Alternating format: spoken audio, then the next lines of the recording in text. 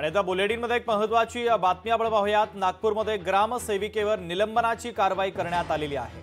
नुकसानग्रस्त शेतकऱ्यांचं नियमबाह्य सर्वेक्षण केल्याचा ठपका ठेवत ही कारवाई करण्यात आली।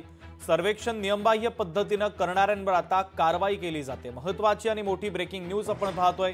लोकशाही मराठीने या संदर्भातलं वृत्त प्रसिद्ध केलेलं होतं आणि त्यानंतर ही कारवाई करण्यात आलेली आहे।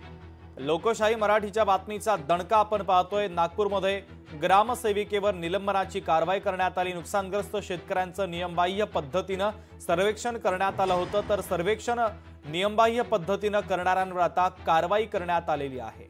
लोकशाही मराठीच्या बातमीचा हा मोठा इम्पॅक्ट आपण पाहतोय। आमच्या गावामध्ये 15 दिवसा अगोदर जो शेतीच्या अनुदानाबद्दल जो घोळ झाला होता, जी आमची सर्वे करणारी मॅडम श्वेता खांडे मॅडम, या मॅडमने पैसे घेऊन जो घोळ केला होता, त्या घोळामध्ये आम्ही सातत्यपूर्ण बीडीओ साहेब, तहसीलदार साहेब, आमचे सीओ साहेब, महामुनी साहेब किंवा डेप्युटी सीओ साहेब यांच्याकडे सतत पाठपुरावा करत होतो। आणि त्या प्रकरणामध्ये बऱ्यापैकी आम्हाला लोकशाही मराठी न्यूज चॅनल या चॅनलने खूप सारी बातमी आमची लावून धरली, आमचा विषय लावून धरला।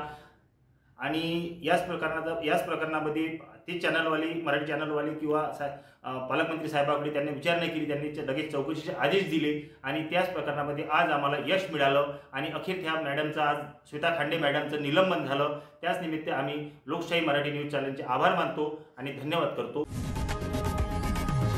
लोकशाही मराठी ऐका, पहा, जागरूक रहा।